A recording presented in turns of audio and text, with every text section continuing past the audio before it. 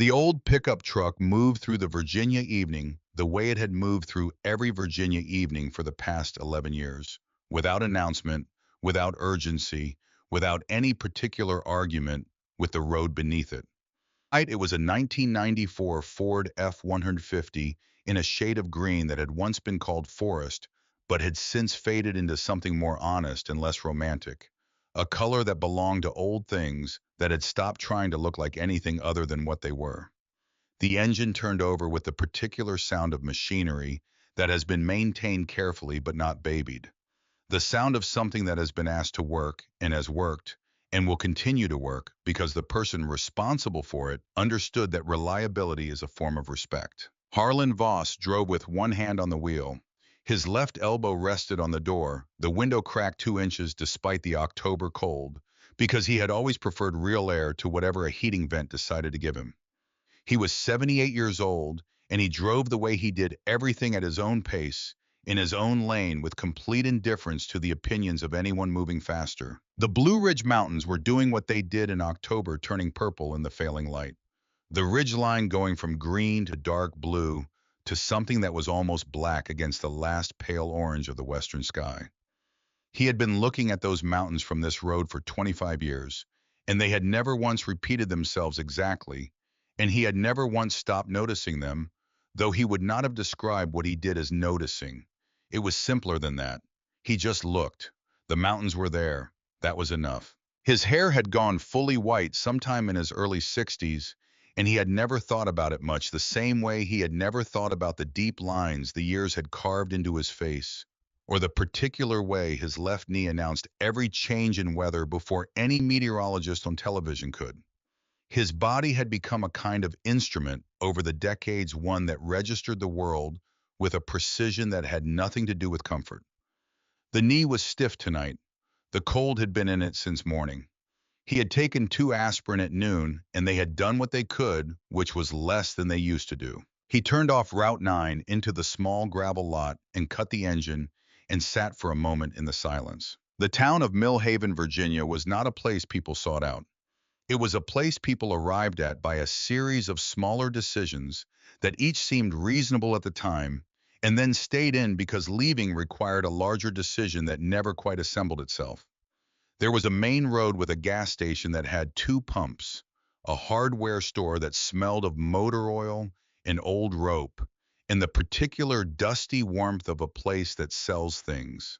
People actually need a diner that had been serving the same 3 breakfast specials since 1987 and saw no reason to change, and at the far end of the commercial strip, sitting back from the road at a slight angle, as though it had drifted there over time and never been corrected, the Iron Hook Tavern. The sign above the door had lost the N in tavern sometime in the previous winter, and nobody had gotten around to fixing it. The neon beer signs in the window threw a dull red-orange glow across the gravel. From somewhere inside came the low, unhurried heartbeat of a jukebox playing something that asked nothing of the listener. Harlan looked at the building for a moment. He had been looking at it on Friday evenings for 9 years.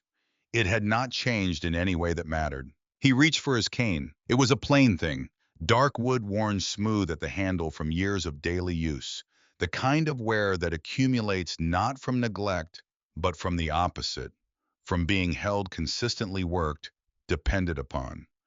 The wood had shaped itself slightly to his grip over the years, or his grip had shaped itself to the wood, and it was no longer possible to say which had come first. He held it the way you hold something that has become an extension of yourself without thinking about it.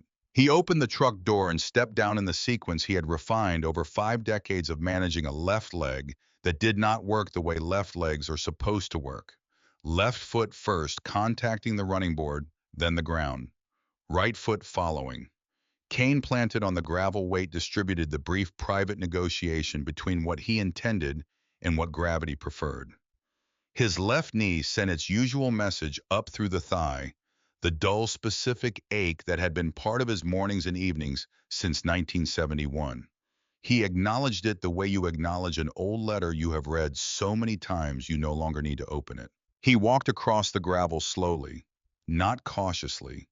There was a difference that mattered to him. Caution implied uncertainty about the outcome.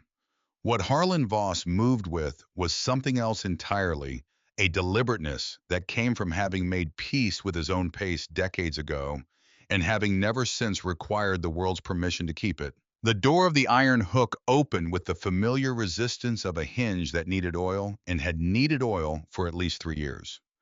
The air inside received him the particular combination of old wood and the residue of 1,000 evenings stale beer, and something fried from the kitchen and back, and the low human warmth of a room that has been occupied continuously for a long time. The bar was doing its usual Friday business, about a third full. He cataloged it automatically, the reflex too old and too deep to require a decision. 14 people. 3 at the bar on stools, 2 of them talking, one alone with his phone. 2 couples near the window early in their evenings, still performing for each other slightly. A group of 4 men in work clothes who had come straight from a job site, the evidence still on their hands and the knees of their jeans, men who had been working outside in October and whose bodies showed it. A man alone at the far end of the bar with something amber nursing it, with the focused attention of someone who has learned to make a drink last. The bartender. The kitchen door slightly ajar. The front entrance behind him. 2 windows that faced the parking lot. He moved to his corner. There was no sign, no reserve placard, no formal designation of any kind. It was simply the table in the far back, left the one with the wall solid behind it, and an unobstructed sight line to the front door. And it had been available every Friday evening for 9 years, because Nell Grady, who had been running this bar for 11 years and paying attention for every one of them, had understood certain things about certain customers without requiring them to be explained. He settled into the chair. His left leg found its preferred angle, slightly extended the knee at the position that argued with him least. He set the cane against the wall to his right, within reach, the handle oriented toward his hand. It had been within reach like that for 50 years. He would not have been able to explain why he still did it consciously. He simply did. Nell was already moving. She was 51 years old. Nell Grady, with dark auburn hair that had begun to show silver at the temples in a way that suited her, and a face that held the particular quality of someone who had listened to a very large number of people talk over a very long period of time, and had become accurate about what the talking meant. She was not a large woman, but she had a kind of steadiness about her that occupied whatever space she was in completely. She had grown up in Harrisonburg, 40 minutes east, had worked bars since she was 22, and had been married once for 7 years to a man who had been considerably more comfortable with the idea of a wife than with the sustained reality of one. She did not discuss this often, and when she did, she discussed it without bitterness, which was its own kind of testimony to her character. She came around the end of the bar with a glass of water ice, a wedge of lemon placed on the rim. Harlan never used the lemon. She had included it every Friday for 9 years anyway, because it was the kind of small and unnecessary care that she had decided he deserved without ever telling him she had decided it. She set the glass down in front of him with the quiet precision of someone who has performed an action so many times it has entered the body's memory entirely. "Cold enough out there to mean it tonight," she said. He looked up at her. His eyes were a pale, washed-out blue, the color of a winter sky seen through old glass, and they held in them a depth that did not call attention to itself, but was unmistakable once you had seen it. "Getting there," he said. Nell nodded once and went back to the bar. No performance on either side. No extended exchange. 9 years had built between them a language that used fewer words than most conversations and carried more. He wrapped both hands around the cold glass. His left hand had a slight tremor this evening, the aspirin worn off, and the October cold doing what it did. He looked at nothing in particular, which in practice meant he looked at everything. The room, the positions of people in it, the door, the windows, the kitchen entrance, the man alone at the end of the bar who was on his 3rd drink and had the posture of someone who would be on his 4th within 20 minutes. The jukebox finished its song and selected another. Behind the bar, Nell worked the cooler restock with her back partly turned, the small television mounted above the far end of the bar, running the local news. She usually kept it muted, but the closed captioning had glitched off sometime in the afternoon, and she hadn't gotten around to fixing the sound.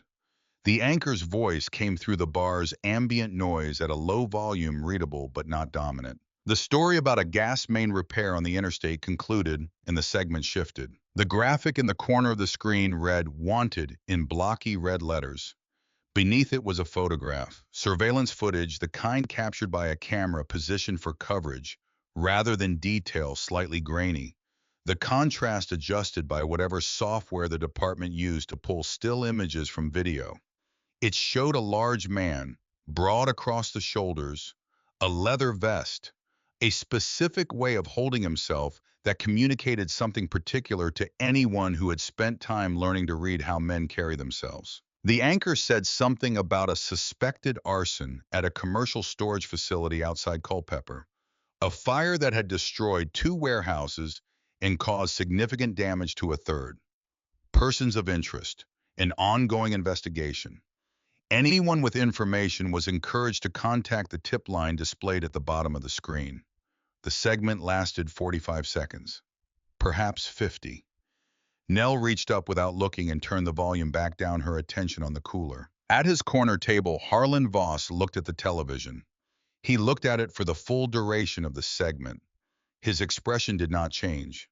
His hands wrapped around the cold glass did not tighten or shift. When the segment ended and the anchor moved to a story about a regional high school football championship, Harlan looked away from the screen and back at his glass. He took a slow, even drink of water. He set the glass down precisely in the center of the cardboard coaster. Outside, the parking lot was quiet. Route 9 beyond it was empty, in the way rural Virginia roads go empty on Friday evenings when the working part of the day is genuinely finished. But Harlan had spent the better part of his adult life developing the capacity to know what was coming before it arrived. Not through any mystical means, but through the accumulated practice of paying attention to the quality of stillness. The way certain kinds of quiet have a specific texture that distinguishes them from other kinds. A quiet that is simply quiet, and a quiet that is a waiting room for something else. He recognized the second kind. He set the glass down. Precisely. In the center of the coaster. He waited. They came 18 minutes later. The sound arrived before they did, which was the point of it. 5 motorcycles' engines tuned not for efficiency but for presence. The deep, irregular throb that bounces off building fronts and announces arrival as a territorial statement before any rider has dismounted. Harlan heard it through the walls of the bar, felt it faintly in the glass of water on the table in front of him, a low vibration that the other patrons heard too. The 4 men in work clothes exchanged a look across their table, something quick and assessing. The man alone at the end of the bar lifted his eyes from his drink. The front door of the Iron Hook opened with the particular force of someone who wants the door to deliver a message before they do, and the first of them came through. 5 men in total. They wore identical vests, black leather, a patch on the back showing a shepherd's crook crossed with a heavy chain, red and black, the emblem of the Iron Shepherd Motorcycle Club. They ranged from mid-20s to somewhere north of 40, and they moved into the bar the way groups of men move when they have practiced consciously or not the choreography of collective intimidation. They spread out slightly. They occupied the space between the entrance and the bar without quite blocking either. They made the existing geometry of the room suddenly feel different to the people in it, smaller, more constrained, arranged around their presence, rather than their own comfort. The one who led them was Rutger. I was 43 years old and built with the particular solidity of a man who had been large since adolescence and had organized his life around the advantages that size provided. 6'3", well over 230 pounds, the weight distributed across a frame that carried it without visible effort. His forearms below the rolled flannel cuffs beneath the vest were the kind that attract notice, not because they are displayed, but because they cannot help being what they are. His face had been shaped by a specific history, the history of a man who had won enough physical confrontations early in life to have constructed his entire sense of himself around that fact. His eyes were a flat, pale gray, the color of old concrete, and they moved across the room with the systematic efficiency of someone who is always at some level taking inventory of what he could take. He ordered beers.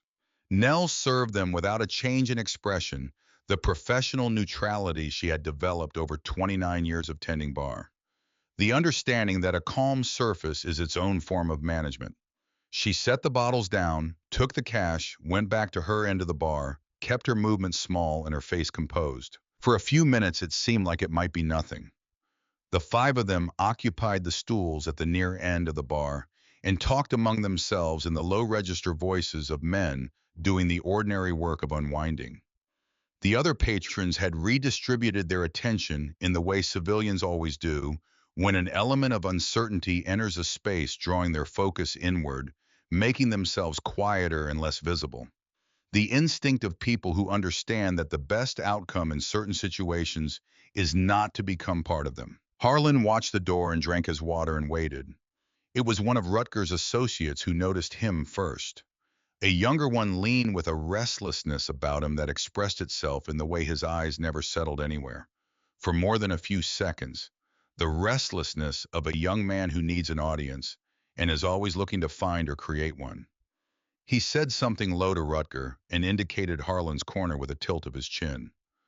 Rutger turned and looked. He processed what he saw in the way he processed most things quickly, without generosity, and with a specific overlay of a man who has organized his worldview around a clear hierarchy of the strong and the weak. He saw old man alone corner table as though hiding cane against the wall. A slight tremor in the hands as the man lifted his glass, the left leg at an awkward angle beneath the table. The plainness of the clothing, a blue-green flannel shirt with no insignia, no statement. He saw the absence of any companion, any phone, any of the props that people use in public spaces to signal that they belong somewhere and someone is expecting them. He picked up his beer and walked over. The bar went quiet around his movement gradually, like water finding its level. The jukebox song continuing for a moment, as the only sound before it too seemed to lower itself against the shift in the room's atmosphere. Rutger stopped at Harlan's table. His shadow reached across the table and touched the wall behind it. He was close enough that Harlan would have had to look up at a significant angle to meet his eyes directly. "Don't usually see fossils this far from the museum," Rutger said. His voice was built to fill rooms. It filled this one. Harlan did not look up immediately. He finished setting his glass down on the coaster, a careful, deliberate motion, and then he raised his eyes. The pale blue found the flat gray and held there without flinching and without hostility. Simply looking.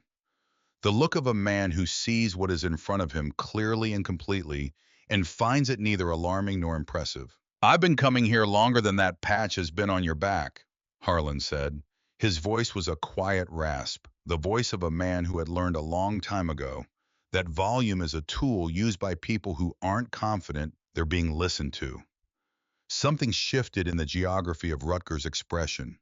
He had expected a different response, something in the range of deference or brittle dignity, the responses available to people who are afraid and know it.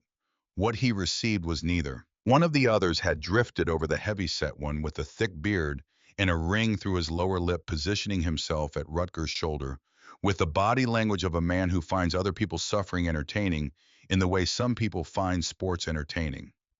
Harlan did not look at him. "I was talking to your friend," he said. The bearded man's face changed. He started to say something, but Rutger put a hand out, not touching him, just a gesture, and the man stopped. Rutger wanted this for himself. "Smart mouth for a man who looks one hard winter away from the obituary page," Rutger said. He reached down and hooked his boot around the leg of Harlan's cane and pulled it sideways with a single motion. The cane clattered to the hardwood floor, the sound landing in the quiet bar with the clarity of something dropped in a library. Nobody moved. Harlan looked at the cane on the floor. He looked at it for a moment with no expression. Then he looked back up at Rutger, the same unhurried gaze. He bent down to retrieve it. It took perhaps 15 seconds, which is a long time in a room that is waiting for something. He leaned forward in the chair, reached down and to his right. His left knee sent its sharp, formal objection up through his thigh. the same message it had been sending since 1971, and which he had long since filed under received and noted. His hip joined in with its own commentary. The full committee of an old body being asked to do something its owner required of it, regardless of its preferences. His face tightened fractionally. A slight sheen of effort appeared across his forehead. His fingers found the handle of the cane, the worn smooth wood, the familiar weight and balance of it, and gripped it in the slight grooves that years of daily holding had pressed into the grain. He straightened up. Rutger watched this. The bearded man watched it. The whole room watched it. And Rutger's face arrived at something worse than contempt, something that was almost comfortable. The satisfaction of a man who has found the confirmation he was looking for. Here was the weakness, visible and unambiguous, an old man struggling with a stick, and that visible struggle was exactly the proof Rutger needed that the picture he had built in his mind was accurate. What Rutger was not watching was Nell Grady. She was not watching Harlan the way the bikers watched him. She was watching his hands. She had been watching his hands from the moment the Iron Shepherds walked through the door, because in 9 years of Friday evenings, she had acquired an involuntary intimacy with those hands. The kind of knowledge that accumulates through sustained, close observation in an unguarded setting. She knew the particular pattern of the tremor in his left hand, how it appeared when he was tired, when the cold had been deep in his bones since morning when the aspirin had worn off by evening. She knew that his right hand was steadier always, and how he used it to compensate without appearing to compensate. What she was seeing now was different. Neither hand was trembling. Not even slightly. Not the fraction that she saw on his best evenings. The glass of water he had set on the coaster before reaching for the cane sat untouched, and the surface of the water inside it was completely still. Not a ripple, not a vibration. She had seen Harlan on his worst days, the days he came in, moving with the visible, careful economy of a man managing significant pain. The days the weather had announced itself in his joints before dawn and hadn't left. On those days, his hands were never completely still. There was always something, some tremor or movement that reflected the cost the day had already taken. Tonight, under direct physical threat, with a man twice his size standing over him and his cane on the floor, and a room full of people watching, Harlan Voss's hands were absolutely still. She stood behind the bar and felt something land in her chest with the weight of a true thing. The stillness was not the stillness of fear, not the paralysis of a person who has shut down. It was a different category of stillness entirely. It was the stillness of a man who had arrived at a familiar place, who had been to this specific address before and knew its layout, who had navigated terrain far more consequential than this, and had learned at some point so far back it was no longer a lesson but a fact about him to become very quiet when things became very serious. She kept her face neutral. She kept her hands on their tasks. She began thinking about the cash drawer and what was in the back of it beneath the stack of singles. At the table, Rutger had run out of easy material. Harlan had retrieved the cane, set it against the wall again, and returned his gaze to the middle distance, with the composed patience of a man who has somewhere to be and knows the transportation is coming. The absence of response was maddening in a specific way that Rutger had not encountered often. Every move he had made in this interaction had been designed to produce a specific output. The flinch, the trembling dignity, the hands raised in small surrender. None of it had materialized. The old man simply absorbed the provocations the way a stone absorbs rain, and waited and looked at nothing. And that vast, unperturbed patience made Rutger feel something he was poorly equipped for, which was ignored. Hein needed to go further. "What are you even doing here?" Rutger said. His voice had dropped into a lower register, the register that in his experience preceded things becoming physical. "Man your age ought to be home, in a chair, watching the news, waiting for the next thing to go wrong with you." He put both fists on the table and leaned. The wood groaned under the shift of weight. "You think this place belongs to you? You think you belong here?" Harlan looked up at him. The pale eyes. "I think," Harlan said in the same quiet voice he had used for everything, "that I belong wherever I decide to sit down. It was not defiance for its own sake. It was not a challenge looking for a fight. It was simply a statement of fact from a man who had never in his adult life required another person's permission to occupy a space, and for whom that requirement was so far outside his experience that it had not occurred to him to pretend otherwise. Rutger straightened. He looked at the two men who had followed him over, and at the one still at the bar, and in the look was the social contract of men who perform for each other. They were watching. He had to close this. His gaze fell on Harlan's shirt, the simple flannel blue-green plaid buttoned high, and in the specific, ugly inspiration of a man who needs a performance and has run out of other material, he reached forward with both hands and took hold of the fabric. The tearing sound was loud in the quiet bar. The shirt came open from the collar down with almost no resistance, the cheap cotton giving way immediately, buttons popping and scattering across the hardwood in several directions. The fabric fell open in two halves, and what was exposed was the thin chest of an old man, the visible architecture of aged ribs apparent beneath pale skin, the chest hair long since gone white. And on his right bicep, where the muscle had thinned over 5 decades, but not entirely disappeared, a tattoo. It was faded the way old tattoos fade, the lines softened by sun and time, and the slow transformation of skin over decades. The colors muted to a range of gray, blue, and pale green. But the image was not ambiguous. An eagle, wings fully extended. Beneath the eagle, an anchor. Crossed over it, a trident and a flintlock pistol. The bar absorbed this in silence. Rutger stared at the tattoo, his brows pulled together. He did not know precisely what he was looking at, but something in the back of his brain, some mechanism below conscious thought, was sending a signal that the symbol on this old man's arm belonged to a category he had not anticipated and could not easily categorize. "What is that?" he said. The aggression in his voice had shifted slightly, replaced by something less certain. "That," said the bearded man beside him, trying to reclaim his footing, "looks like something you get out of a machine at a truck stop." He laughed. The sound did not land the way he intended. Harlan did not look at the tattoo. He had not looked at it in years. He did not need to look at it. He knew exactly what it was and what it had cost, and how many men he had watched receive it, and how many of those men were no longer alive to wear it. He looked at Rutger. Behind those pale eyes, something moved. Not anger, not fear, not the predictable emotions of a man who has been humiliated in public. Something older and quieter than any of those things. Something that lived below the level where ordinary civilian confrontation reached a stillness so complete it had its own gravity. "Son," Harlan said. His voice had not risen a single degree. "You just made a decision you can't take back." Rutger stared at him for a moment. Then he did what men like him do when they encounter something that they don't understand and can't categorize and don't want to think about. He laughed. He turned it outward, made it big enough for the whole bar.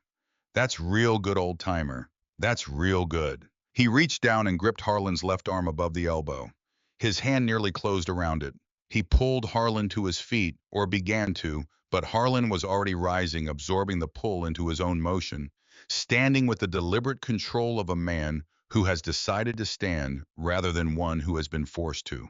The cane stayed against the wall. They moved toward the door. Rutger half pulling, Harlan moving at his own pace. Not fighting, not resisting in any of the conventional ways. Simply moving his left foot, dragging slightly on the hardwood he had been walking on for 9 years, his face entirely composed. He glanced at the clock above the bar. The motion was brief and expressionless. Nell watched that glance. She watched it and then watched his face, and what she saw was not the face of a man being taken somewhere against his will. It was the face of a man who had made a plan and was watching the plan proceed according to schedule. She did not allow herself to think about what that meant fully. She simply moved.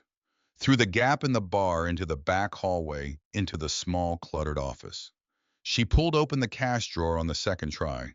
She found it at the back beneath the stack of ones where she had placed it 9 years ago, and had never moved, some instinct telling her that this was not an object to be relocated carelessly. The laminated card was the size of a business card. The laminate had gone soft at the corners from years of being there. On it, in Harlan's careful spare handwriting, was a phone number. Below the number, one sentence: "If it looks like real trouble, the kind the local police aren't built for, use this." She had read those words the day he gave her the card, standing at the end of the bar after closing time on a Friday evening in 2015. He had taken it from his breast pocket and handed it to her without preamble, and said what he said, and she had taken it and put it in the drawer without asking the questions she had, because something in the way he offered it told her that the questions were beside the point, and that the important thing was simply to have the card and know where it was. She had thought about it sometimes in the years since. She had wondered, in the unhurried wondering that bar work allows during slow patches, what kind of man hands a bartender a laminated card with a phone number and that specific sentence written on it? She had arrived at an answer sometime around the fourth year, a quiet, private answer that she had kept to herself. She was standing in the dark office with the card in her hand, and she dialed. It rang once. Operations. Male voice. Completely even. The voice of a person who exists in a state of permanent readiness and answers this line without surprise, because surprise has been removed from the equation by training and repetition, and the understanding that any call could be the one that matters. Nell kept her voice at the register she used when things were going wrong and needed to be communicated without making them worse. "My name is Nell Grady. I'm calling from the Iron Hook Tavern, Route 9, Millhaven, Virginia." She paused for half a breath. "I'm calling about Harlan Voss." On the other end of the line, a silence. Not confusion. Not the pause of someone searching their memory. A silence with texture and weight and a specific quality. The quality of someone who has received information that requires immediate and complete reorganization of whatever they were doing. "Is he present?" The voice had changed. The evenness was still there, but beneath it something was moving very fast and very quietly. "Yes," Nell said. "There's a group, bikers, 5 of them. They tore his shirt. They're walking him toward the door right now." A shorter silence. "We have your location. Stay on the line. Stay clear of the path between the parties and the exit. Help is on the way." And then, not disconnecting, but pulling fractionally back from the handset, the voice said something to someone else in whatever room it was calling from. Nell could hear it partially through the layers of distance and ambient noise arriving at her ear in pieces that assembled into meaning. She heard the name Voss. She heard a phrase she had no context for. She heard it in the measured, controlled urgency of a professional delivering a directive. "Code Trident. Active asset under duress. Scramble the QRF. I repeat, active asset under duress." Nell stood in the dark office with the card in her hand and the phone against her ear, and through the cracked door she could see the bar, the scattered buttons on the floor, the torn flannel hanging from the chair back where Rutger had pulled Harlan from it, the cane still leaning against the wall where Harlan had left it. He had left it there deliberately. She understood that now. He had left it because he knew he was coming back for it. He had known from the moment the face on the television screen matched the face that walked through the door of her bar exactly how this evening was going to resolve. He had simply been here, patient and still waiting for the pieces to arrive in the right order. The cane was not forgotten. Nothing about Harlan Voss was ever forgotten. She pressed the phone to her ear and listened to the controlled activity on the other end of the line, the sounds of people doing things quickly and without waste. And she looked through the crack in the office door at the empty corner table, at the glass of water, still sitting on the coaster, at the surface of the water inside it, which had not moved. The operations center at Naval Special Warfare Command in Virginia Beach was a large room with rows of workstations. Multiple monitors at each station, the steady background hum of server infrastructure behind a partition wall and overhead lighting, calibrated for 12-hour shift endurance. It did not look like the rooms that appear in films about such places. There were no dramatic color schemes, no wall-sized tactical displays, no operators standing around holographic projections.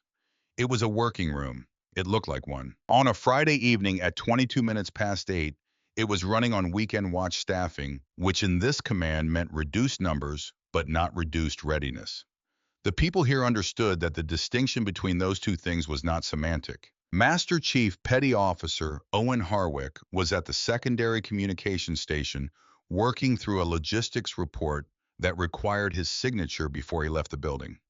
He was 61 years old, broad through the shoulders in the permanent way of men who have spent their lives in physical work even when that work has receded into the past. Close-cropped gray beard, a face that the years had weathered into something that resembled settled calm, not because it was a mask, but because the settling was genuine, the result of having been through enough to have accurate calibration about what required being alarmed and what did not. He had been in naval special warfare for 32 years. He had done things in those years that had no adequate translation into civilian language. He had come through them intact in the ways that counted and somewhat changed in the ways that didn't show. He was reading a line about fuel allocation for a training cycle in Coronado when the call came in. The duty communications officer, Petty Officer Garland, took it at the primary station. Harwick was tracking it in his peripheral attention, the way operators track ambient audio present but not committed available if something changed. Something changed. He heard the name. I was on his feet before the decision to stand had consciously formed. The logistics report was still on his screen. His chair had rolled back 2 feet from the desk.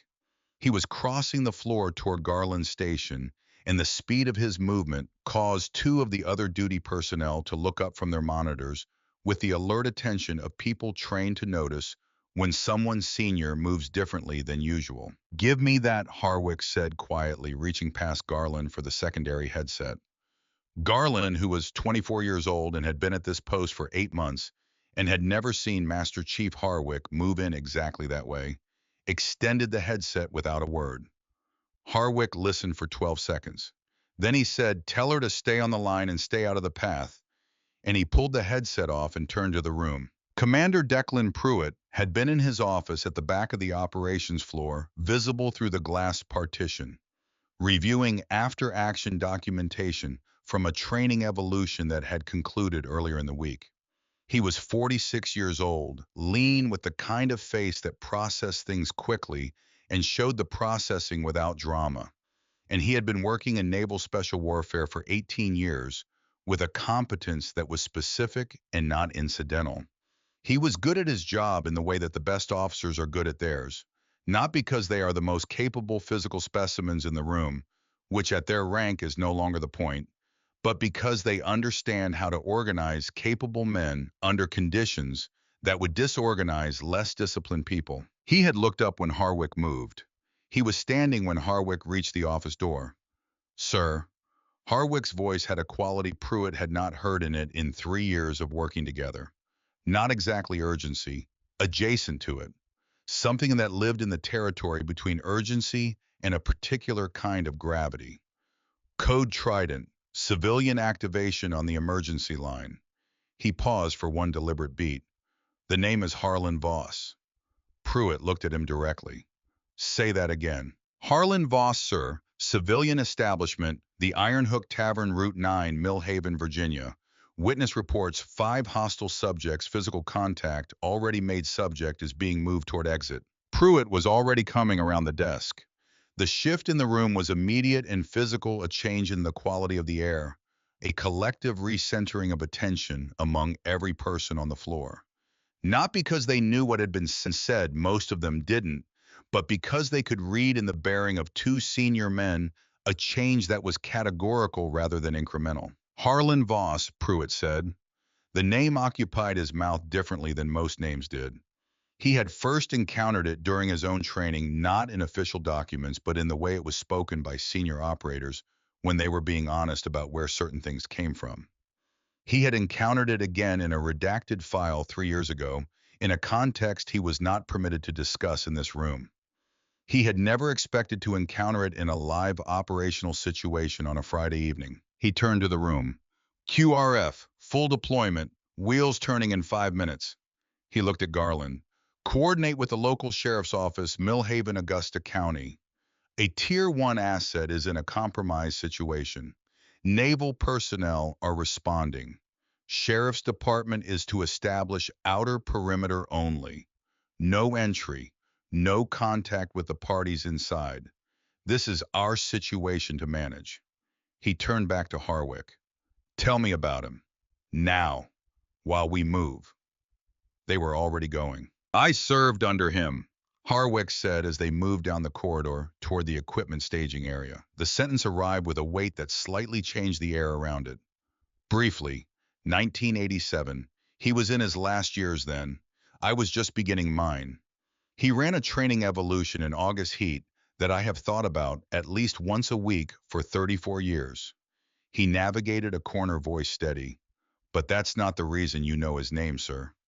No, Pruitt said. He's in the manual, not by name.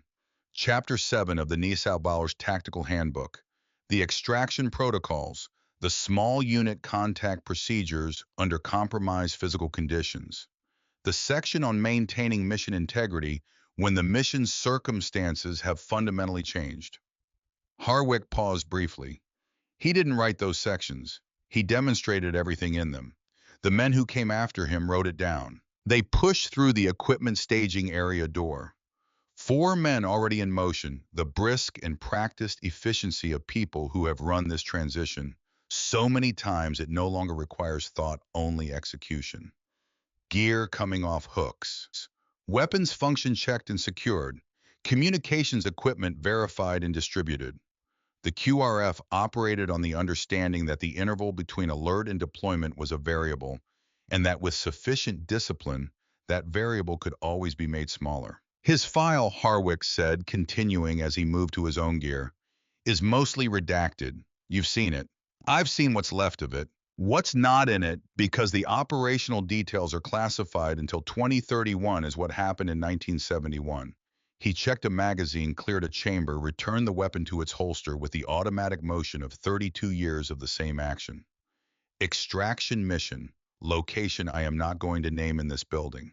11 men. The primary egress was compromised before the team reached it. An enemy force had gotten between the team and the extraction point. He paused.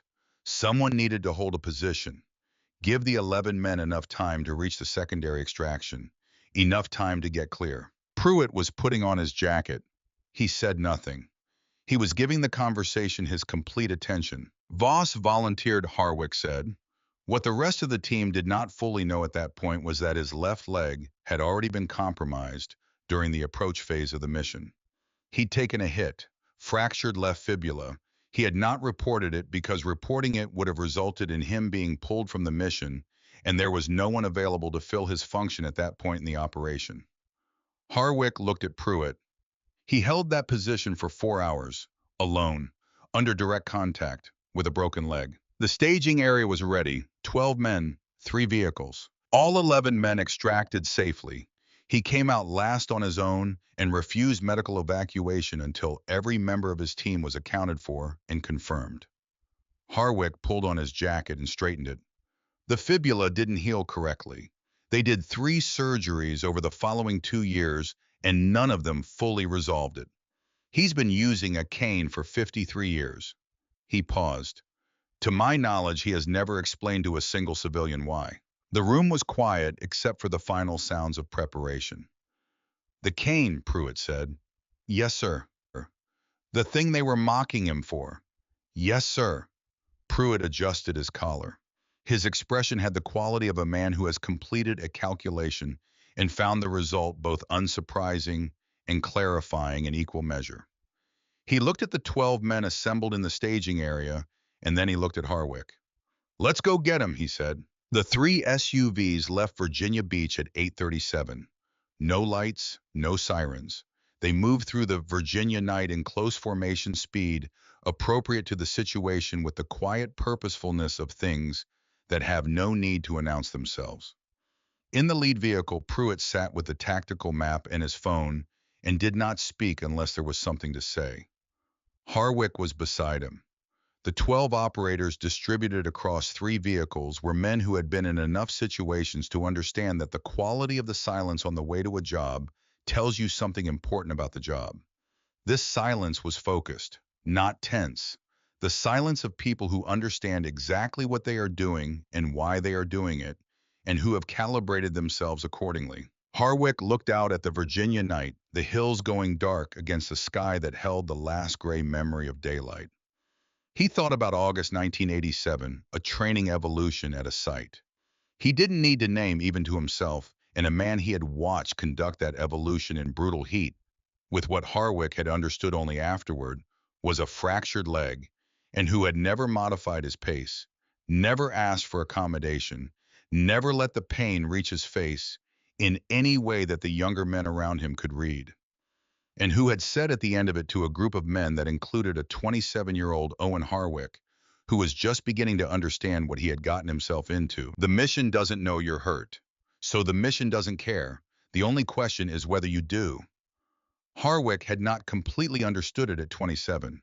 He understood it completely at 61. He understood it in the specific and irreversible way that certain things can only be understood after you have lived long enough to see their full shape. Back in Mill Haven, the parking lot of the Iron Hook Tavern was dark and cold and smelled of gravel in October.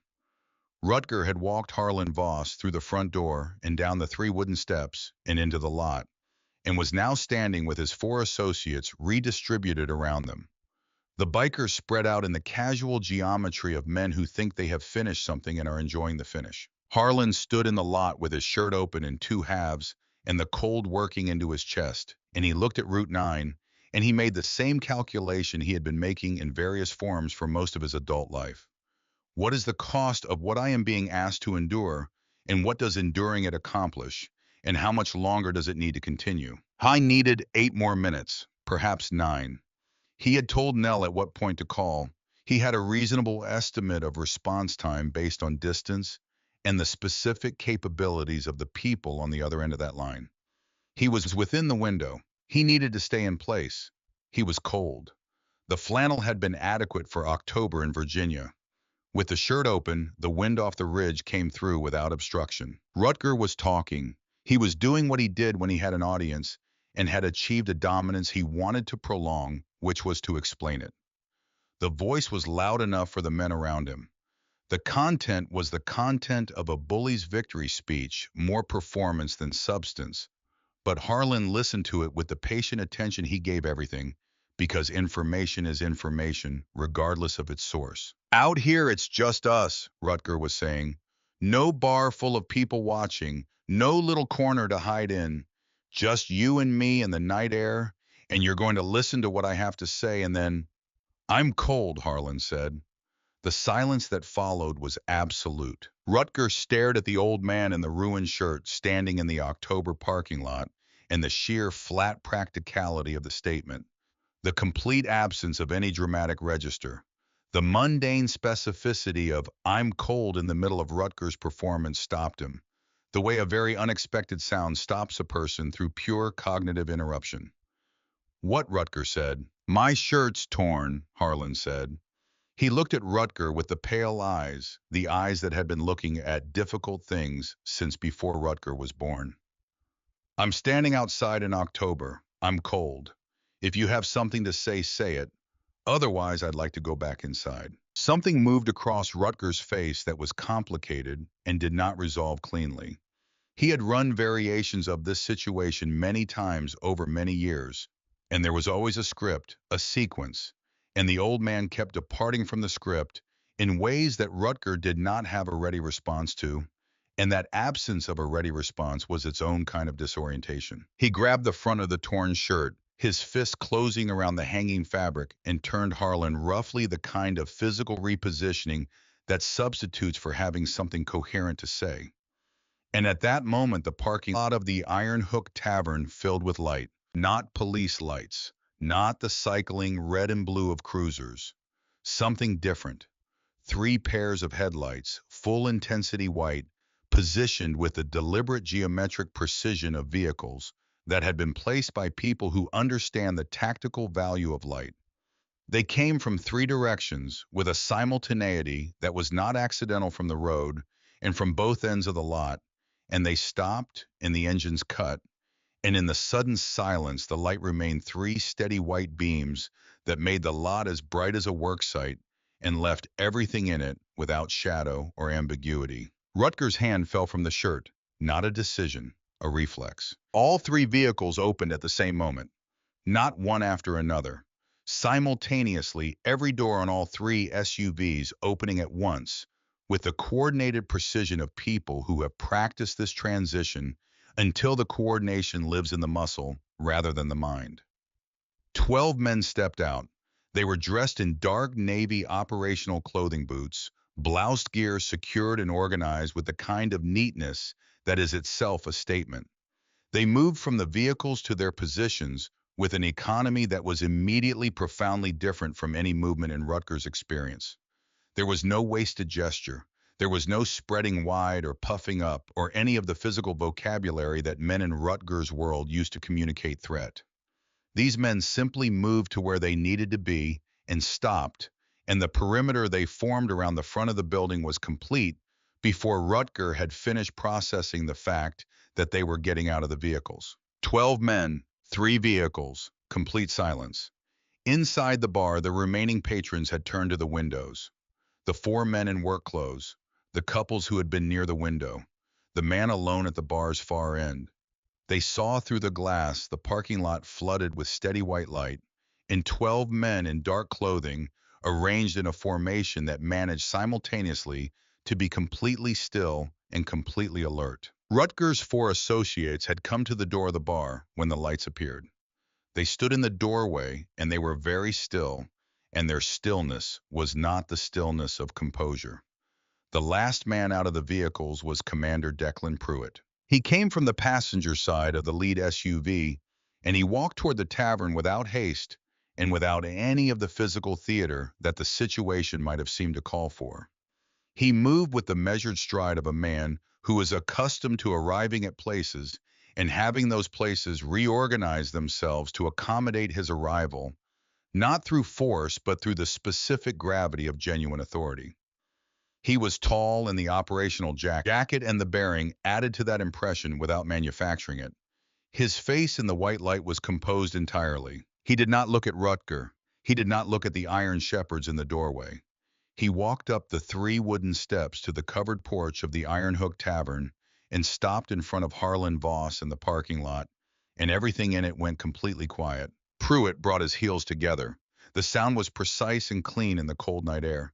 His back was already straight, but something in it extended further the posture of a formal salute that was not ceremony, but meaning, not performance, but complete sincerity.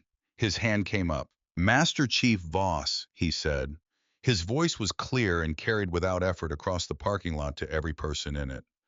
"Commander Declan Pruitt, we received your emergency contact." He held the salute. "Are you all right, sir?" The "sir" fell into the cold night air and stayed there like something solid. Harlan looked at him. The pale eyes, the absolute steadiness. Then he raised his right hand in the return salute, slow and deliberate, the motion of a man for whom this gesture was not ceremonial, but constitutional. Something that lived below the level of conscious choice, in the same place that breathing lived. "I'm fine, Commander," he said. His voice was the same quiet rasp it had been all evening. Cold, but fine. Pruitt lowered his salute. He turned and looked at Rutger for the first time. The look was not threatening. It did not require threat. It was the look of a man who is about to deliver information and has complete confidence in what the information will do. "Master Chief Petty Officer Harlan Voss," Pruitt said. His voice carried the same quality as before, unhurried, clear, addressed to the parking lot, to the porch, to the men in the doorway, to the people watching through the bar's windows. Enlisted 1965, one of the first cohort to complete basic underwater demolition training under the pre-Bud S protocol at a time when the program had not yet been formalized, and the men who went through it were defining what it meant to go through it. He paused for a single beat. Served with Naval Special Warfare Group 1. Qualified for Halo combat diving in close quarters engagement before those qualifications existed under their current designations. The program he completed is the direct ancestor of the program that every operator in this command went through. He paused again, not for effect, because what was coming next required its own space. Recipient of the Navy Cross. Behind Rutger, one of his associates took a small step back. He did not appear to notice he had done it. The Navy Cross was awarded for actions during a classified extraction mission in 1971. The operational details remain sealed and will remain so. What is not sealed is the outcome. 11 men extracted safely. One man held a position under direct hostile contact for 4 hours to make that extraction possible. That man did it with a fractured left fibula that he had sustained hours earlier during the approach phase of the mission and had not reported because reporting it would have removed him from a mission that could not afford to lose his function. Rutger was looking at the cane. He was looking at it with an expression that had begun as contempt and had traveled over the course of the past 2 minutes to a place that contempt does not know how to reach. He also holds 2 silver stars, Pruitt continued. His voice had the quality of something that cannot be interrupted, not because of volume, but because of gravity. 3 bronze stars with Valor device, 3 Purple Hearts. He retired from Naval Special Warfare in 1998 after 33 years of continuous service. During those 33 years, the tactical protocols he developed and demonstrated in the field were codified into the Naval Special Warfare training doctrine that is in use today. The extraction procedures in Chapter 7 of the current Nias Tactical Handbook trace directly to what this man demonstrated with his body in conditions that most people cannot imagine and would not survive. He stopped. Let that settle. Every operator standing in this parking lot was trained under doctrine that Harlan Voss made possible. Every one of them. The tattoo on his arm is the Naval Special Warfare Trident. It is not a decoration. It is not a symbol in the way that most symbols are symbols. It is a mark of verified completion of one of the most demanding military qualification programs that has ever existed in any branch of the United States Armed Forces. He did not receive it, he earned it, in the specific and literal and unambiguous sense of that word. The parking lot was quiet enough that the sound of Route 9 in the distance was audible, a truck passing somewhere to the north, the wind in the bare trees at the lot's edge. Pruitt's voice dropped by 1 degree. It became more present, not less. You put your hands on him. You tore the shirt off his back. You walked him out of a place he has been coming to quietly every Friday for 9 years, without incident, without complaint, without asking anything of anyone. He looked at Rutger, not with anger, with the steady measuring regard of a man who has seen what the world produces when it does its worst and has not lost his ability to name what he sees. I want you to consider what you have demonstrated about yourself tonight. Not in the legal sense, though you should think about that too because you will have time. I mean in terms of what kind of man chooses this as an evening's entertainment, in front of witnesses, in front of this community. He held the look for a moment longer. I hope it was worth it to you. Rutger said nothing. He had the expression of a man who has walked confidently into a room that turned out not to be the room he thought it was, and who is discovering this at a speed that does not allow for graceful adjustment.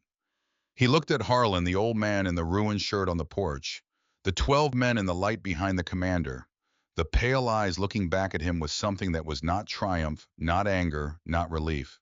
It was something he did not have a word for. I would have a word for it later.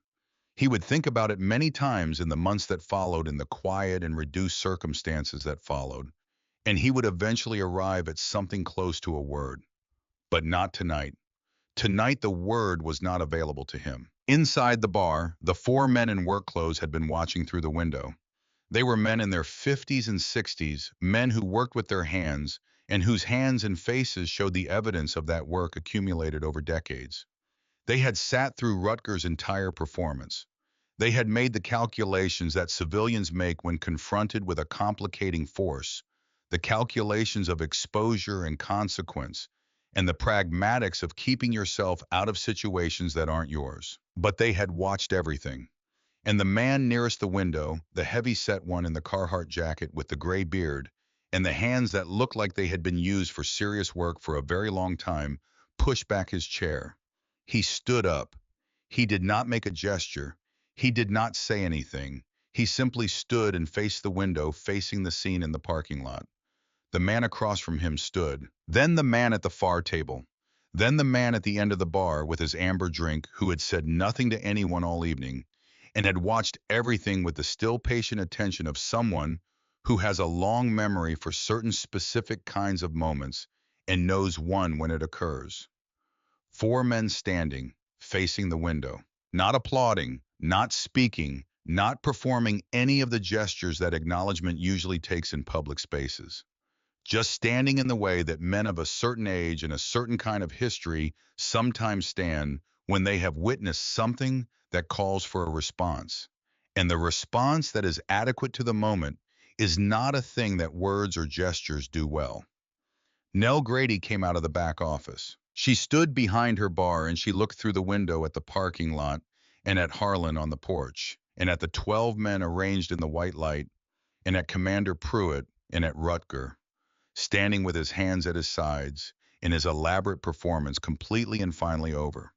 And she pressed the back of her hand against her mouth and she did not make a sound. The sheriff's department arrived 7 minutes after the SUVs, two cruisers light bars pulling into the far end of the lot with the cautious approach of personnel who had been told to establish a perimeter and not enter, and who could see from where they parked exactly why those instructions had been given. Deputy Calloway had been with the Millhaven Department for 19 years.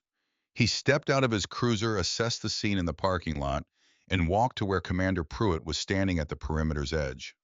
What followed was a 4-minute conversation between two professionals who understood their respective jurisdictions and were both competent enough to manage the handover without friction.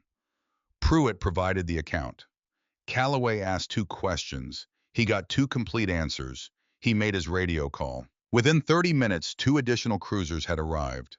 A detective from the county had been pulled from his Friday evening and was on his way. Rutger and his four associates were being documented and separated with the organized efficiency of a department that had seen enough Friday evening incidents to know how to run the process. Rutger was quiet through most of it. He had the bearing of a man going through the options available to him and finding each one foreclosed.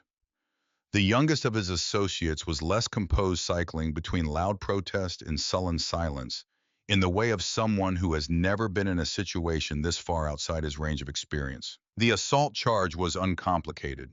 The physical evidence was unambiguous. A torn shirt, scattered buttons on a hardwood floor, a witness statement from a bartender who had seen everything from 3 feet away. 12 federal operators and one sheriff's deputy who had arrived to find the scene intact. Calloway was methodical and thorough, and when he sat down with Harlan's statement, 3 sentences delivered in the same quiet rasp Harlan used for everything. He wrote it down with the careful attention of a man who understands that some statements carry a different weight than others. What Calloway did not know yet, and what would become apparent over the following 72 hours as the FBI field office in Richmond began cross-referencing, was that the booking photograph from that evening, taken under the standard procedure of the Augusta County Sheriff's Department, was going to produce a match with the surveillance image from the news segment that had aired earlier that same evening. A forensic image analyst would describe the match in her report as conclusive. 8 months of investigative work into the Iron Shepherd MC's activities in the Shenandoah corridor had not ended in that parking lot. But it found in that parking lot the specific thread that, when pulled, would cause a great deal else to come apart. None of this had been Harlan's plan in the design sense. He had not arranged it. He had not coordinated with the FBI. He had watched 45 seconds of local news coverage, recognized a face, and made a decision in the way he made all decisions, quickly, correctly, and without sentiment. A man who was wanted in connection with a serious crime had walked into the bar where Harlan Voss sat on Friday evenings. The outcome from the moment Harlan recognized that face had been a matter of keeping that man in place until the appropriate people arrived to deal with him. He had kept him in place.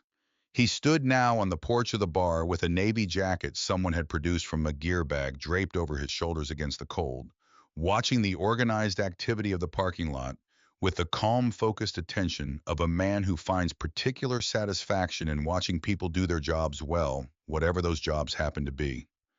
Owen Harwick came and stood beside him. They stood without speaking for a moment. Harwick was 6 inches taller and 4 decades younger, and they stood with an ease that is specific to men who share a certain kind of history. Not the history of long friendship, but the history of a formative experience.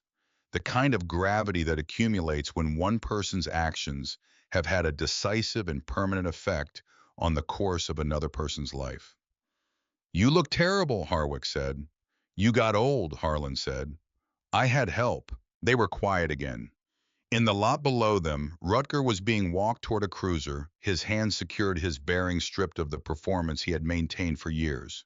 Without the performance, he looked smaller. Not physically, the size was still there, but dimensionally, the way things look when you remove the light that was making them appear large. Owen, Harlan said. Sir, you didn't need to come yourself. Harwick looked at the old man beside him. Harlan was still watching the parking lot, the jacket over the ruined shirt, the white hair luminous in the headlight, washed the cane in his right hand. He looked exactly like what he was. Not a monument, not a symbol in the way that symbols are usually meant. A man, an old man with a damaged leg, in a cold evening, in a shirt that needed replacing, who had done what the situation required in exactly the measure the situation required, and who was now watching the aftermath with the same equanimity he had presumably brought to all the other aftermaths, in a life that had contained more of them than most. Yes, I did, Harwick said. Harlan considered this. Then he nodded once and the subject closed. Inside the iron hook, the four men who had stood at the window had sat back down. The bar was reassembling itself around what had happened, the way rooms do after significant events. Everything technically in the same position, but actually rearranged. The jukebox had resumed. Someone had ordered another drink. The low ambient conversation had returned with a different density to it, the sound of people processing something through the ordinary instrument of talking to whoever was sitting near them. Nell moved behind her bar with the automatic competence of hands that know their job well enough to do it, while the rest of her attended to other things. She poured and wiped and restocked, kept her face in the neutral it had lived in for 29 years of bar work, and let her eyes go periodically to the window and to the porch where Harlan stood. And what was in her eyes during those moments was something she would not have been comfortable describing aloud. She had known him for 9 years. She had known him the way bartenders know their regulars, which is actually more completely than most people who would describe themselves as knowing someone, because a bar on a Friday evening is one of the few social environments that strips away the performance that people maintain in settings where being observed carries consequences. Harlan had never performed for her. He had simply been present in his corner with his glass of water for 9 years of Friday evenings, and she had assembled from those evenings a picture of a man that she had never articulated fully to herself because it had not seemed necessary. It was necessary now. He came back inside at 9:30. The jacket went back to the operator who had lent it. Harlan settled into his chair. His left leg found its angle. The cane went against the wall where it always went.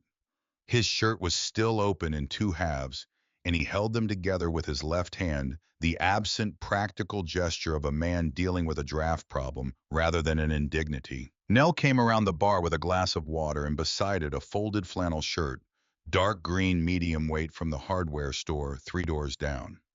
She had sent the youngest of the work boot men to get it 40 minutes ago, pressing two 20s into his hand without explanation. He had gone without asking for one. Harlan looked at the shirt. He looked at Nell.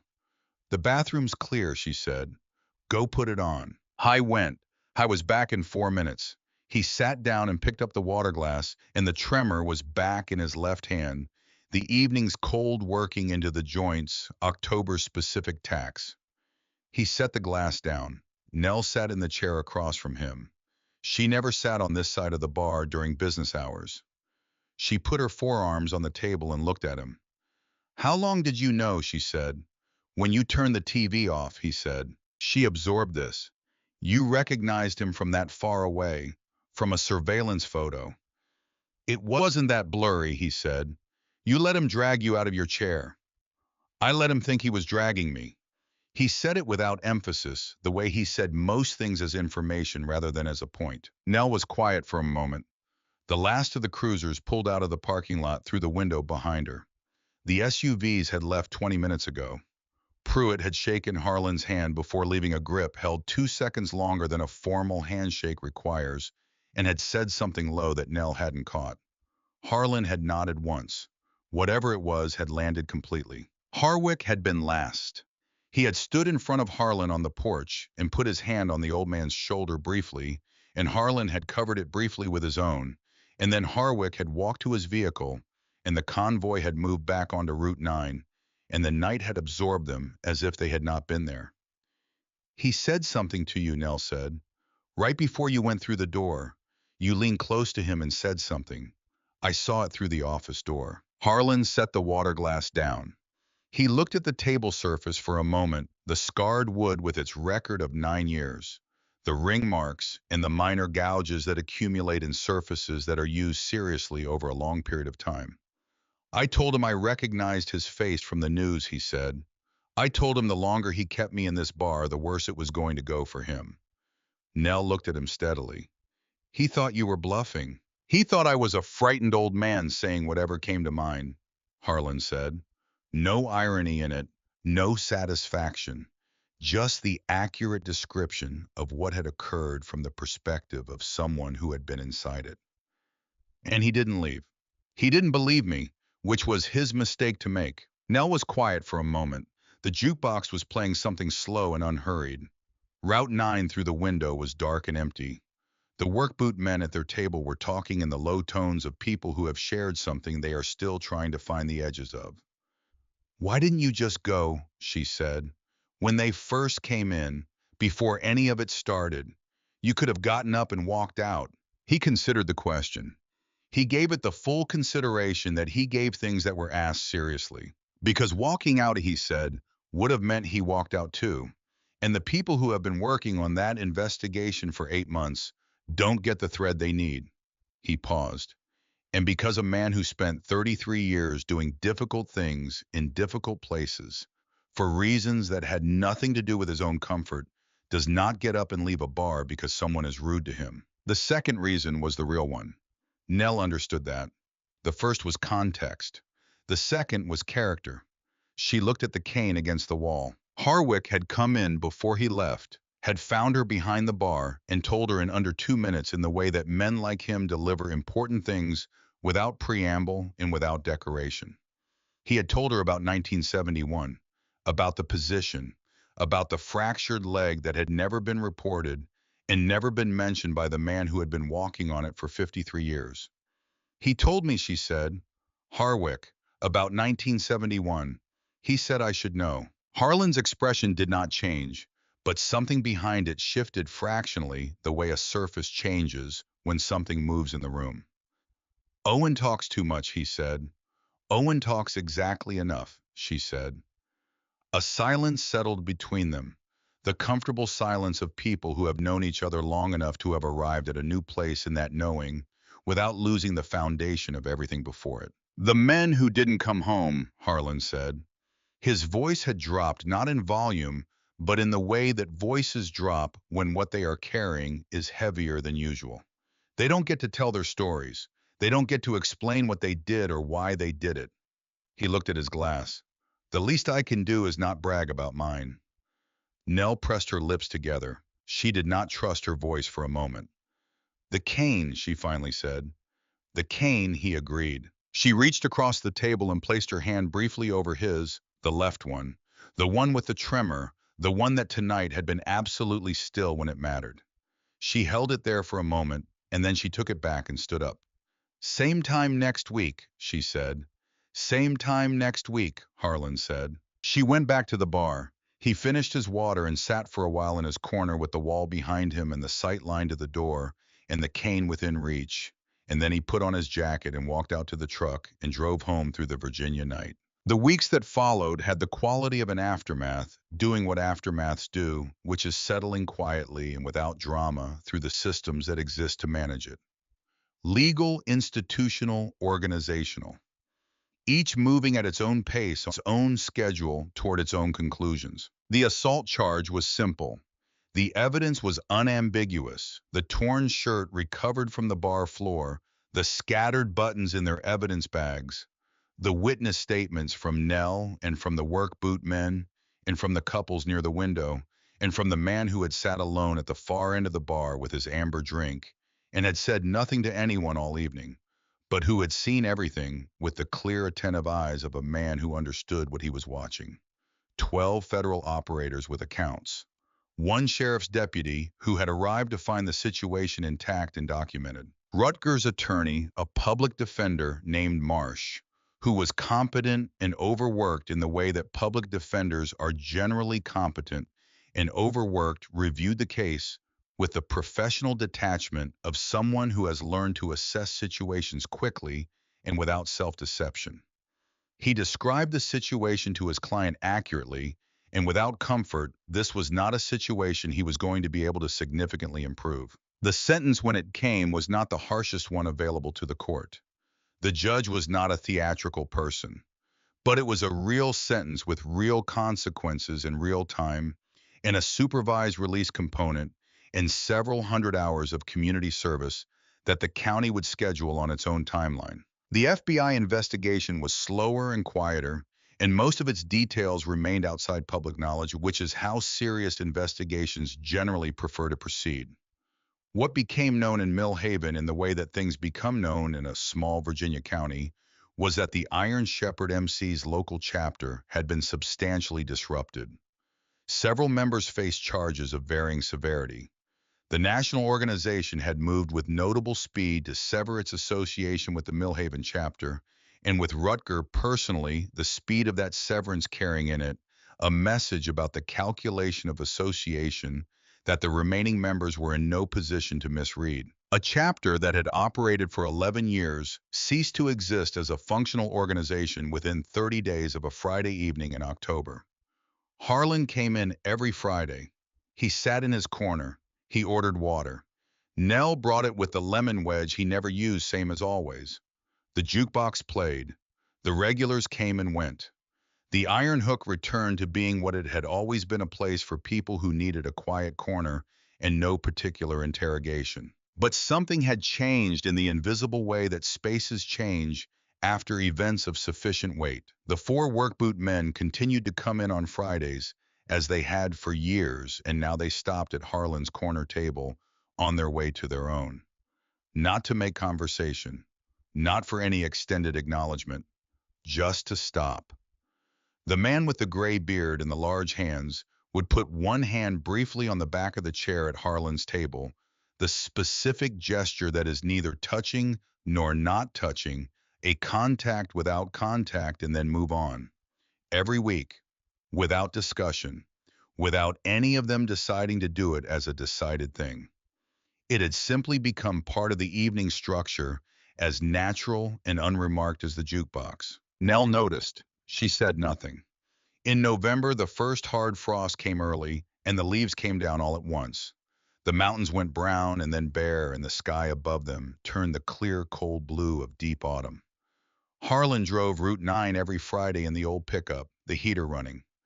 Now the window cracked the same 2 inches. It had always been cracked because he had always preferred real air. In December, the county lit its Christmas decorations, strings of white lights along the main road, in a tree in the small park beside the library that had been the same size for as long as anyone could remember. Harlan drove past it without particular comment. He had seen many Christmases. He expected to see more. I thought sometimes on those drives about the men whose names were on a wall in Washington that he had never visited, not because he had forgotten them, but because he did not need a wall to remember them. He remembered them the way you remember things that are inside you continuously without needing a specific prompt. They were present in the morning when he took his aspirin, and in the evening when his knee stiffened in the cold, and in the Friday evenings when he sat in his corner and watched the door and drank his water and waited for nothing because he was already exactly where he needed to be. I thought about one of them in particular during those winter drives, a man named Delaney, who had been from South Carolina and had never in his life been accused of brevity, who had talked enough for 3 men and laughed at his own jokes before he finished telling them, and who had died doing something that Harlan was not permitted to describe in any detail, even now 53 years later. and who deserved to be driving a pickup truck through Virginia in December and was not. It was not grief what Harlan carried. It was something more permanent than grief, something that had finished the process of grief long ago and come out the other side as a simple, ongoing fact about the shape of the world. He drove. The mountains were bare and dark against the winter sky. 4 months after the October evening on a Tuesday morning in February, Harlan drove to Staunton for a routine appointment at the county administrative building concerning a property tax adjustment on the small house he had owned outside Mill Haven since 1999. He drove himself as he drove everywhere. The pickup moved through the winter landscape, the fields brown, the tree lines stark, the sky above the valley a pale and even gray. The county administrative building shared a parking lot with the district court annex. The lot was mostly empty on a Tuesday morning, the work of county government generating less traffic than the weekend's courthouse business. Harlan pulled into a spot near the entrance, cut the engine, and sat for a moment in the particular pause between one thing and the next that he had maintained as a practice for most of his adult life. He looked at the far end of the parking lot. A man in an orange visibility vest over a heavy jacket was moving along the painted curb at the lot's far edge, working a push broom in long, even strokes, moving the accumulated winter residue of road salt and sand and decomposed matter off the asphalt and toward the gutter. His breath came out in small clouds in the February cold. He was large across the shoulders. He moved with the particular quality of someone doing a job with their complete attention, not because the job engaged them, but because giving complete attention to an unengaging job is a way of filling time that has been emptied of most of the things that used to be in it. It was Rutger. The community service component of his sentence had been assigned to the county roads department, which had a program for this, and the county administrative lot was one of the locations on the rotation. Harlan had not known this specific fact. He knew in the general way that a person knows how local government works when they have lived in a small county for 25 years, that such programs existed and operated on schedules set by people with desks in the building he was about to enter. He had not known that this specific Tuesday morning would place this specific man in this specific lot. He sat with his hand on the door handle. I thought about a number of things without urgency or order. He thought about the architecture of fear, the specific kind that expresses itself outward rather than inward, the kind that makes a man large and loud and grabbing, because looking at it directly would require a kind of courage that is rarer than most people understand. He thought about a man he had known in 1971 who had been before the shared ordeal of what happened that year, someone Harlan would not have chosen for company, difficult and abrasive in the way of a person who has been wearing their damage as armor for so long they have forgotten it as armor, and who had come through that ordeal into something recognizable as himself, stripped of the performance, and had turned out to be someone Harlan had respected without qualification for the rest of his life. He had thought sometimes about what that man might have become if the stripping had never happened. He opened the truck door. Left foot, right foot, cane planted, weight transferred. The February air was sharp and clean and smelled of frost and bare earth, and the particular mineral quality of a cold that has settled in seriously and intends to stay. He stood for a moment getting the knee settled into the morning's arrangement, and then he walked toward the building entrance. His path took him across the far section of the lot. He walked at his pace, the cane marking the asphalt in its quiet rhythm, the left foot in its accommodated pattern. Ahead of him, Rutger continued working the broom along the curb, steady strokes, the orange vest, very bright against the gray of the February morning. When Harlan was perhaps 20 feet away, Rutger's peripheral awareness registered someone approaching, and he looked up in the automatic way of people doing repetitive physical work when movement enters the edge of their vision. He saw Harlan. The broom stopped, not a pause, a stop. The rhythm that had been steady simply ended, the broom held in place. Rutger's hands on the handle, his body straightening. The straightening did not have in it any of the postural expansion he had always used to maximize the impression of his own size. It was simply a man standing up from a working position to a standing one. His face did not arrange itself into any of the configurations it had worn on the October evening. It was just his face. the face of a person who has had most things removed and is discovering what remains. He looked at Harlan. Harlan walked to within 10 feet of him and stopped.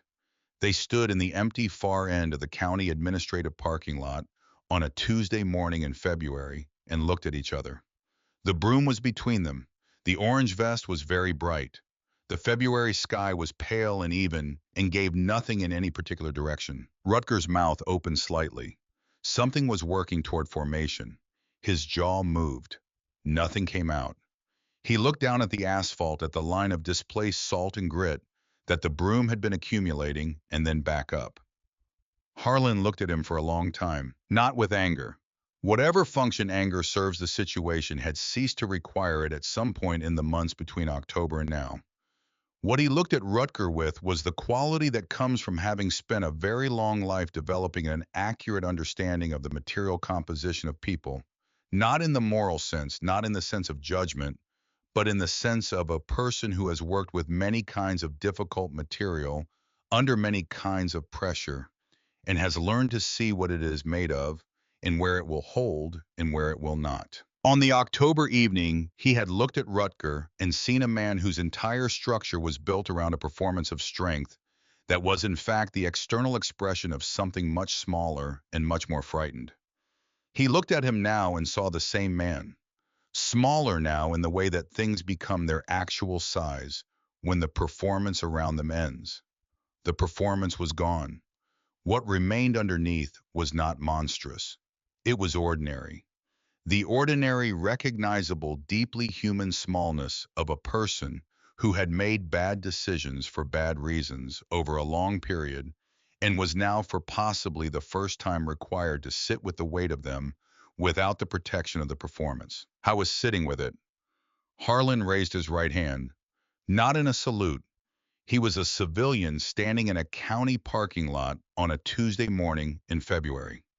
He raised it in the way one man raises a hand to another across a distance, the slight upward movement that means I see you and you see me, and we are both present in this moment, and we will both continue from it in our separate directions. He held it for a moment. Then he lowered it, turned, and walked toward the entrance of the building. He did not look back. This was not a principle or a philosophy. It was simply how he moved.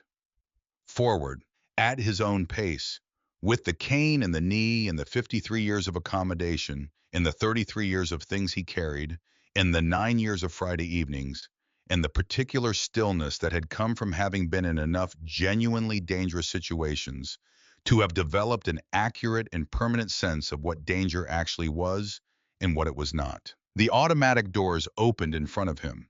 He went through them into the warmth. The property tax matter took 40 minutes. A woman named Prater in the assessor's office had the paperwork ready. She was efficient and unhurried, and they concluded the business without drama.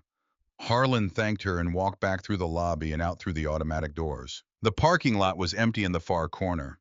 The orange vest was gone. The push broom leaned against the curb at the end of the line the man had been working where it had been left to be retrieved. Harlan walked to his truck. Left foot, right foot, cane planted, door opened the sequence. He sat for a moment after closing the door in the pause he kept. He looked at the empty lot. I thought about Delaney again briefly. He thought about the way certain calculations only make sense in retrospect. The way the value of a decision that cost you something is sometimes only visible years later in the people who are alive because you made it. He thought about 11 men who had gotten out in 1971 and had gone on to have lives, long lives, mostly lives that had contained children and work, in October evenings, in the ordinary, unremarkable accumulation of days, because one man had stayed in a position for 4 hours with a broken leg and had not made the situation about the broken leg. He started the truck and drove back to Mill Haven on Route 9, the mountains visible to the west, their winter profiles against the February sky. That Friday, he came into the Iron Hook at his usual time. The parking lot was quiet. The gravel was cold. The sign above the door still said Taver with the N missing, which meant either nobody had gotten around to replacing the letter or nobody had decided it was worth replacing. And in a place like Mill Haven, the distinction between those two things was often purely theoretical. I went through the door. The familiar air received him. The jukebox, The overhead lights dim and kind, the floor scuffed in its permanent traffic patterns. Nell was behind the bar. She looked up when the door opened, and when she saw who it was, she nodded once. The nod of someone acknowledging the arrival of something both expected and right. She was already moving. Haimad his way to the corner, the table with the wall behind it and the unobstructed sight line to the front door. His table without designation or sign, his by virtue of 9 years of occupation, and the small invisible adjustments that spaces make to accommodate what returns to them consistently. He settled into the chair. His left leg found its angle. The cane went against the wall. Nell came around with the glass of water ice, the wedge of lemon. She set it down on the coaster with the quiet efficiency of 9 years of the same motion and straightened up. She looked at him for a moment. She did not say anything. There was nothing that needed saying. 9 years had built a language between them that operated at a level below words, and the language said everything that the moment required. She went back to the bar. He wrapped both hands around the glass.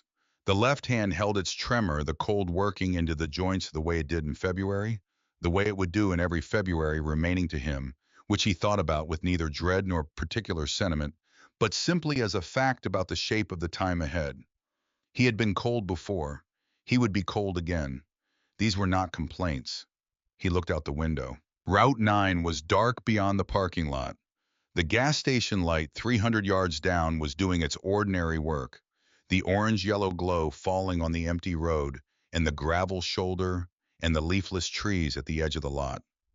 Somewhere beyond all of that, the Blue Ridge was there in the dark, doing the thing mountains do, which is simply being present without requiring anything from anyone.